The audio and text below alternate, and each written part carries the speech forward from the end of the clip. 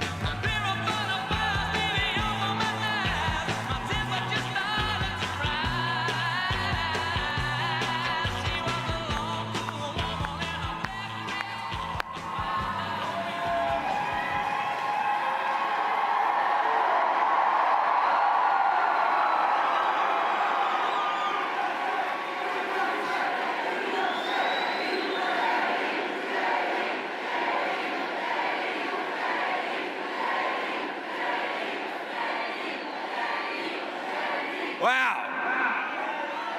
How's it going, Phoenix?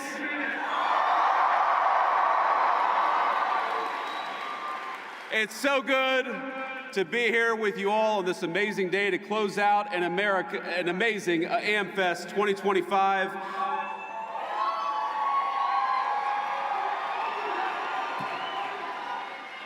What an amazing crowd all of you are, and I have to admit, today solved one of the great insecurities that I had. Because as I've watched Nicki Minaj come out and declare her support for the truth, for courage, and for wisdom, I've had this little nagging voice in the back of my head wondering whether she thinks I look like the JD Vance meme. And it turns out, and I confirmed when she walked down the steps, Nicki Minaj actually knows what I really look like, and that is the best tribute that I could possibly imagine.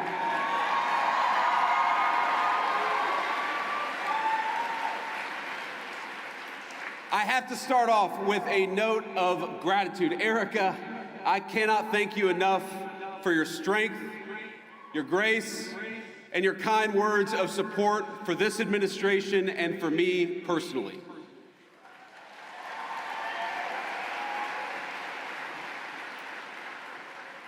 You lead an incredible movement at Turning Point, and I will fight alongside you and President Trump and every patriot in this room to defend the country that we so dearly love.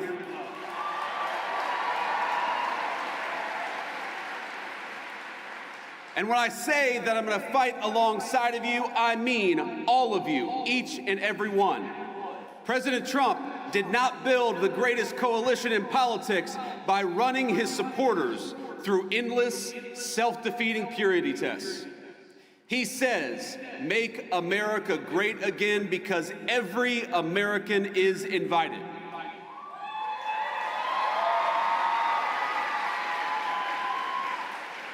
We don't care if you're white or black, rich or poor, young or old, rural or urban, controversial or a little bit boring, or somewhere in between.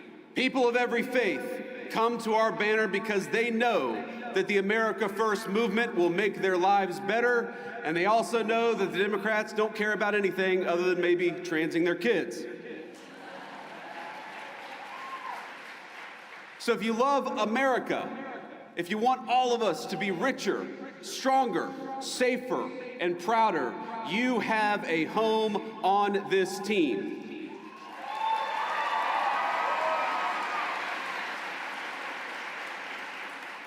I didn't bring a list of conservatives to denounce or to deplatform, and I don't really care if some people out there, I'm sure we'll have the fake news media, denounce me after this speech. But let me just say, the best way to honor Charlie is that none of us here should be doing something after Charlie's death that he himself refused to do in life. He invited all of us here.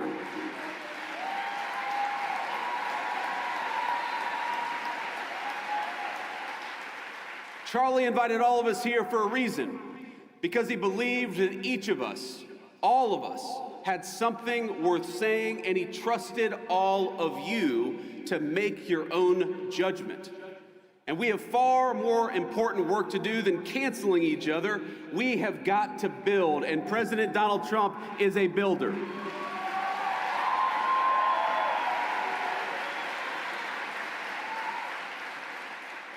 We're building a better country right now, and you have a rightful place in the success of your nation and the success of this movement.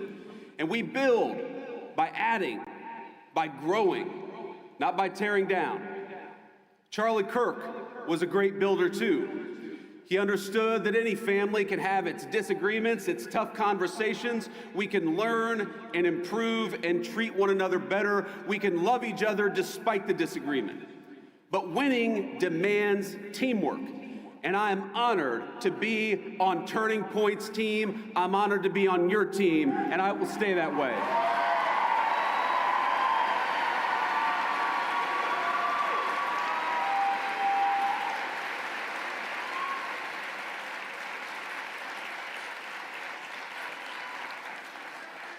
There's still so much important work to do, my friends. We're barely a year into this administration, not even a year into the administration. But I'm so proud of the accomplishments of the president and the entire administration. In just a year, we ended Joe Biden and Kamala Harris's border crisis.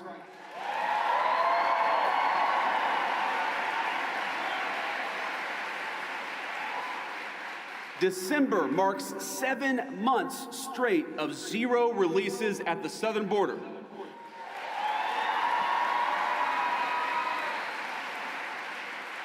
More than 2.5 million illegal immigrants have left the United States, the first time in over 50 years that we have had negative net migration, and it's just the start.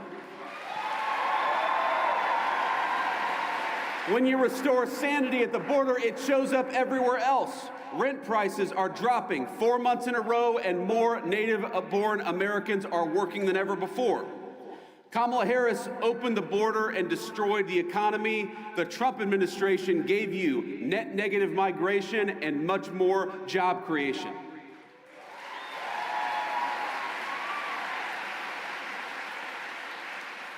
Real wages are finally growing. Inflation is half of what it was under Democrats.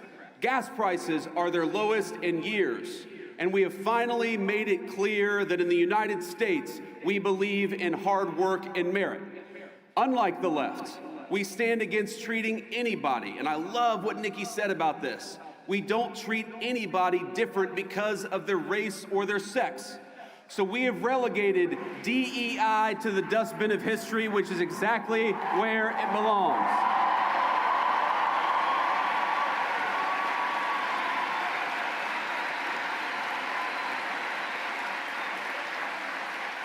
In the United States of America, you don't have to apologize for being white anymore.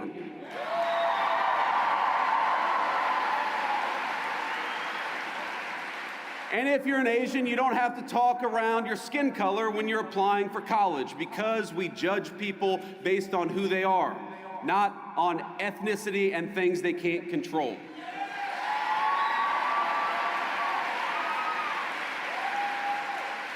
We don't persecute you for being male, for being straight, for being gay, for being anything. The only thing that we demand is that you be a great American patriot, and if you're that, you're very much on our team.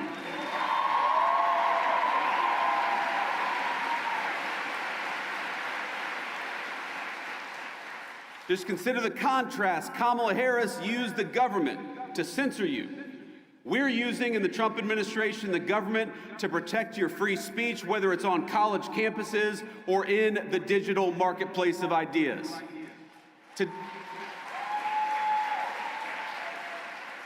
Today, our military is welcoming patriots instead of firing them for refusing to accept an unlawful vaccine mandate.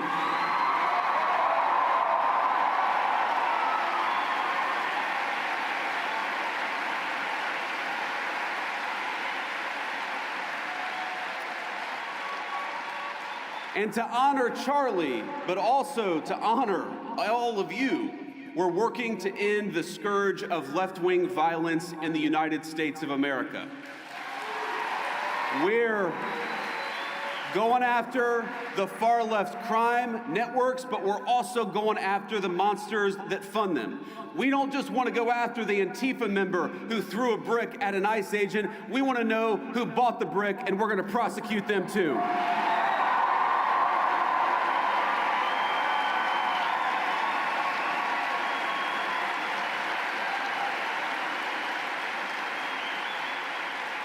We're making America healthy again with our great HHS Secretary Bobby Kennedy.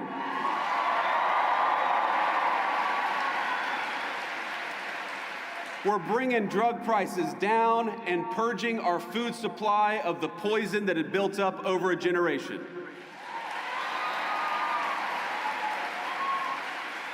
But my friends, there is so much more to be done. And the people saying we need to be doing more, we need to be doing it faster, trust me, I hear you.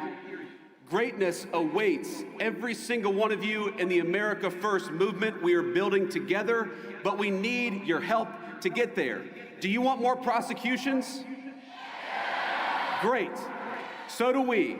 Donald Trump and I have a list of better judges and prosecutors to enact swifter justice. So join us in the fight against the stupid Senate rules to stand in their way.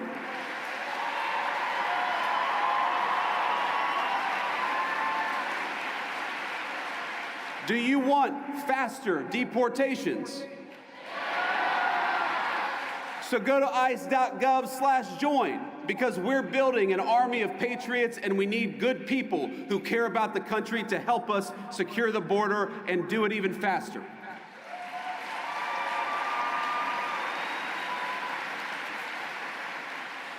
Do you want rents to keep dropping and wages to keep rising as they have over the last few months?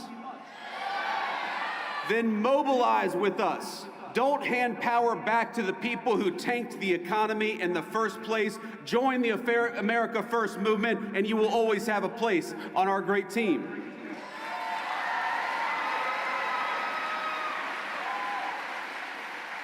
Next month will be the official one-year anniversary of the Trump administration, and I am damn proud of our record so far.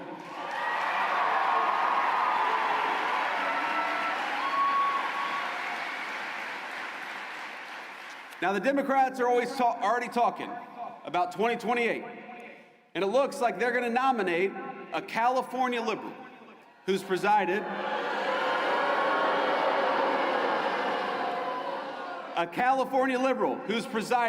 over rolling blackouts, open borders, and unchecked violent gangs. They're just trying to settle on whether it's going to be Gavin Newsom or Kamala Harris. And in the meantime, what are the Democrats offering you in the meantime? I gotta say, ladies and gentlemen, they are not sending their best. Omar Fateh was Ilhan Omar's candidate for mayor of Mogadishu. Minneapolis. Little Freudian slip there. The candidate for Senate in Maine for the Democrats calls me a Nazi, which is rich coming from a guy who literally has a Nazi tattoo on his chest. And Jasmine Crockett, oh, Jasmine Crockett. The record speaks for itself. She wants to be a senator, though her street girl persona is about as real as her nails.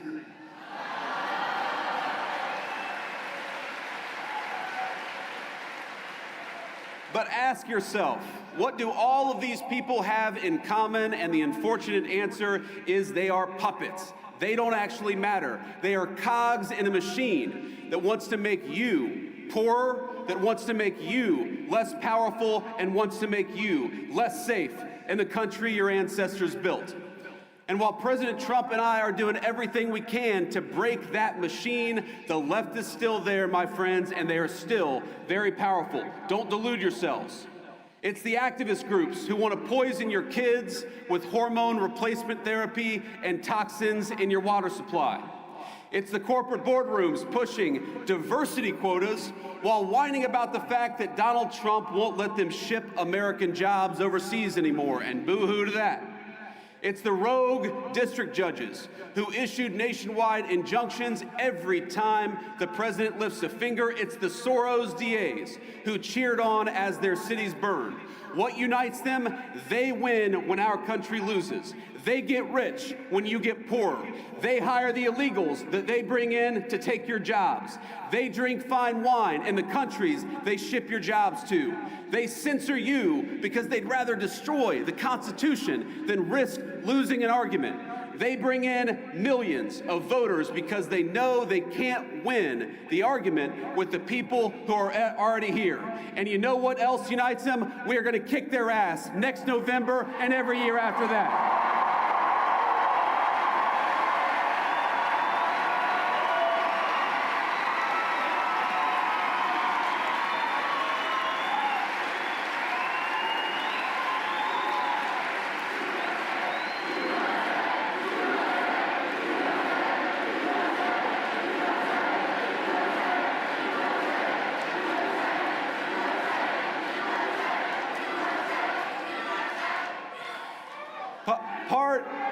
Part of the American dream is the idea that we're all, every single one of us, on the same team. We're all part of the same American family.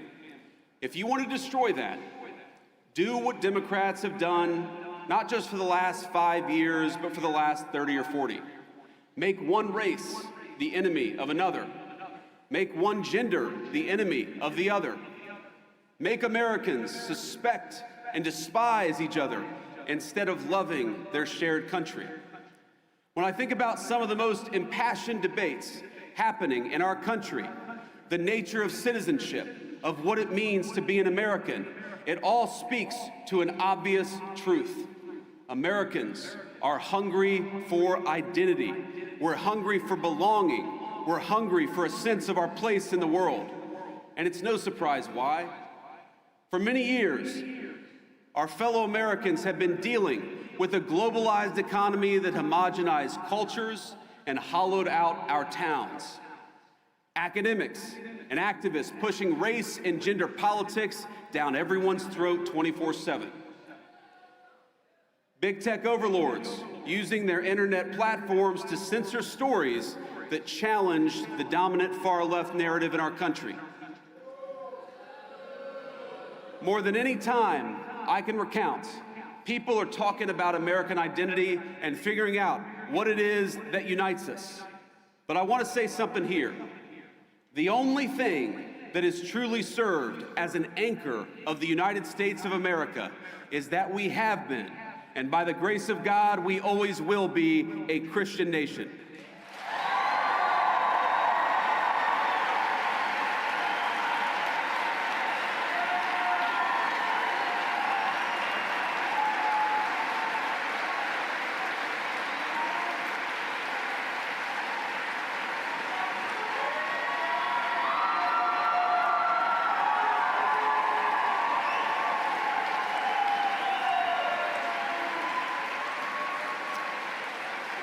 Now, I want to be explicit because, of course, the fake news media will twist everything that I say. I'm not saying... Do you feel about them the same way I do? I'm not saying you have to be a Christian to be an American. I'm saying something simpler and truer. Christianity is America's creed. The shared moral language from the Revolution to the Civil War and beyond.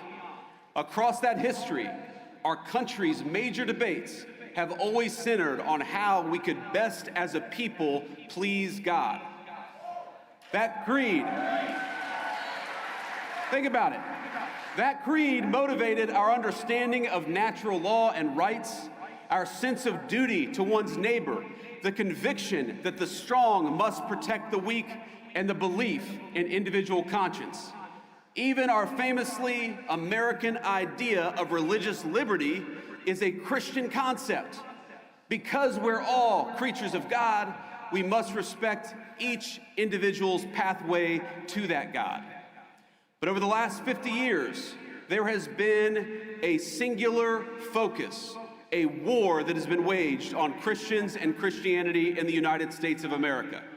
And let me say, of all the wars that Donald Trump has ended, that is the one we're proudest of.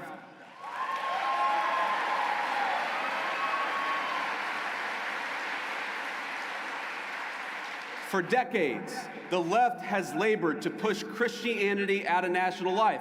They've kicked it out of the schools, out of the workplace, out of the fundamental parts of the public square. Freedom of religion transformed into freedom from religion. And in a public square devoid of God, we got a vacuum.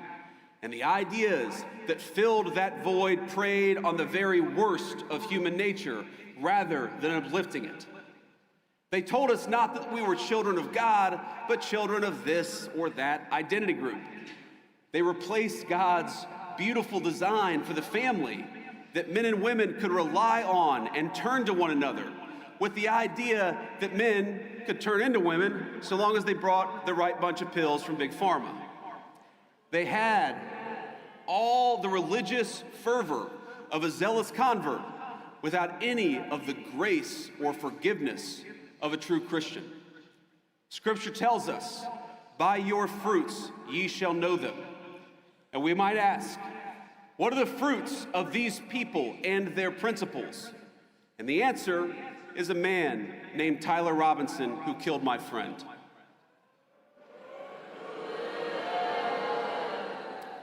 Think about it. He has everything that the far left want from our young men. He rejected the conservatism and the spirituality, the values of a small town family. He moved into a small apartment. He became addicted to porn. He became addicted to hate. And he ended up sleeping with somebody who doesn't know whether they're a man or a woman. That is the nightmare scenario, but that is the scenario that the left has actively advertised they want for American families. And the young men in the audience in particular, that is exactly why we have to fight them. Because the fruits of true Christianity are men like Charlie Kirk.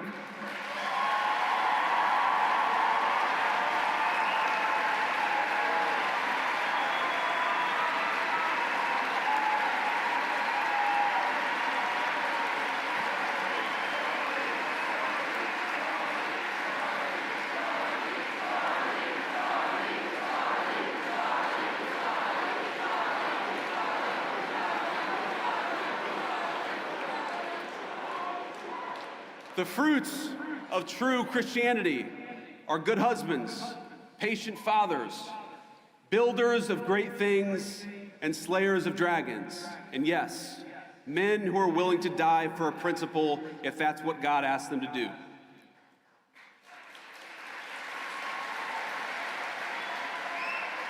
Because so many of us recognize that it is better to die a patriot than live a coward.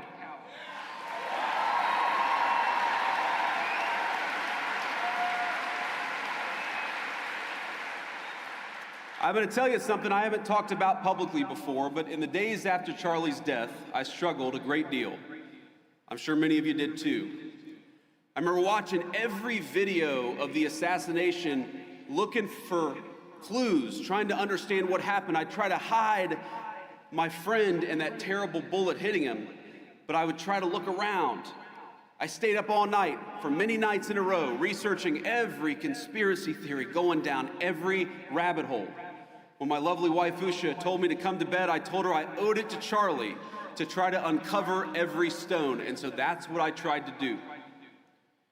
I remember I was consumed by this fear that Charlie's death wouldn't just deprive a family of their husband or of a good father, but that it would deny our movement of a great unifier of people and a great doer of great deeds.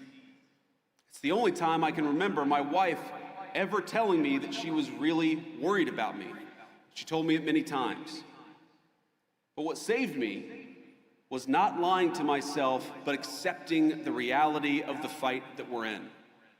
Charlie's death was an immense loss, an irreplaceable loss. We got kicked in the teeth, my friends, and there's no sugarcoating it or pretending that it didn't happen. We need to accept that. And what saved me was realizing that the story of the Christian faith, like the story of these United States of America, is one of immense loss followed by even bigger victory. It's a story.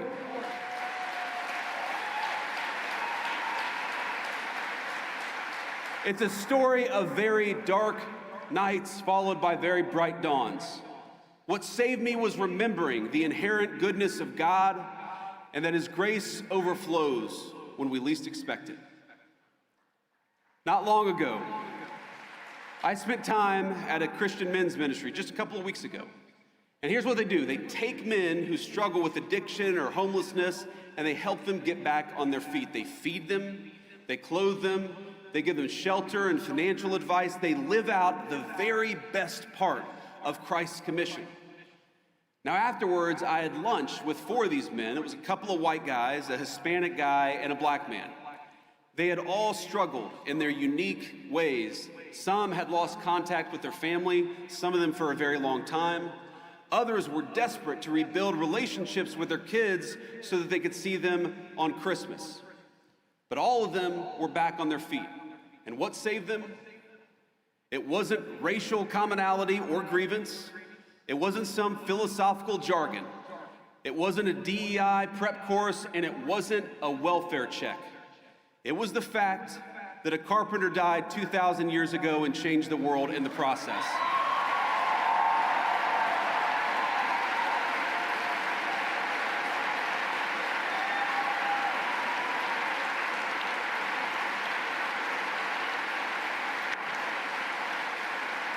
If you go to almost any food pantry in this country, you will find Christians feeding the poor. If you go to addicts whose families won't even speak to them, like my mom was at a certain point of her life, it's often the Christian ministries that stay with them at their very lowest moments. You'll find Christians sitting patiently beside hospice beds and in recovery rooms and in all the places of the world where people have given up on other people.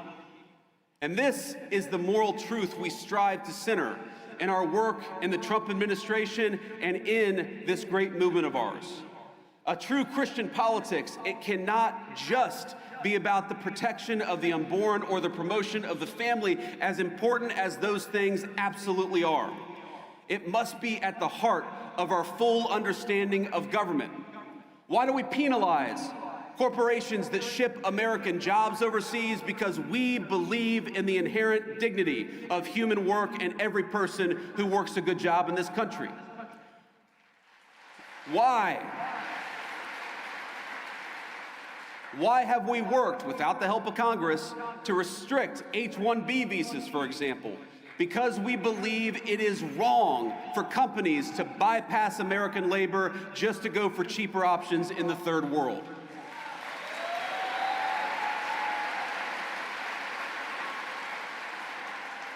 We help older Americans in retirement, including by ending taxes on Social Security, because we believe in honoring your father and mother rather than shipping all of their money off to Ukraine.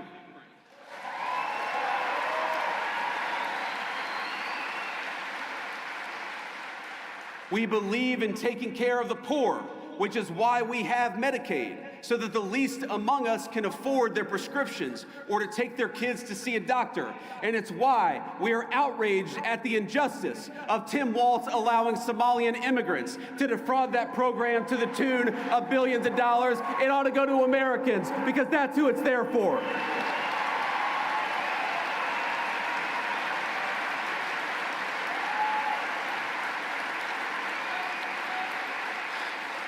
Now, I want to close, my friends, but I have heard you. I know that some of you are impatient at the pace of progress, and my response to that is good.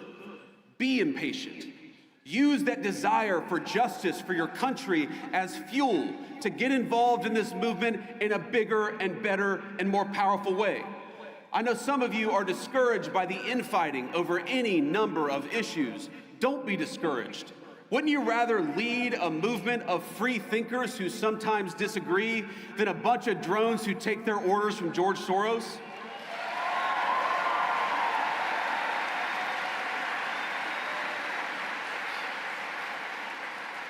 And I know many of you miss our dear friend Charlie Kirk. So do I.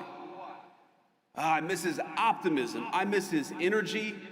I miss the phone calls where we'd strategize about how to get this or that GOP congressman to get off their ass and do something. But most of all, I miss Charlie's wisdom. I miss his reminder that politics is not a dress rehearsal or a game. We are making decisions that will save our country and give the American people a shot at their dreams again. If you miss Charlie Kirk, do you promise to fight what he died for? Do you promise to take the country back from the people who took his life? Do you promise to help defeat the radicals who cheered his death? Do you promise to honor his memory by having faith in the God he loved? My friends, commit to these things, and I promise you victory. I promise you closed borders and safe communities. I promise you good jobs and a dignified life. Only God can promise you salvation in heaven, but together we can fulfill the promise of the greatest nation in the history of the earth. Merry Christmas, my friends. Let's keep fighting.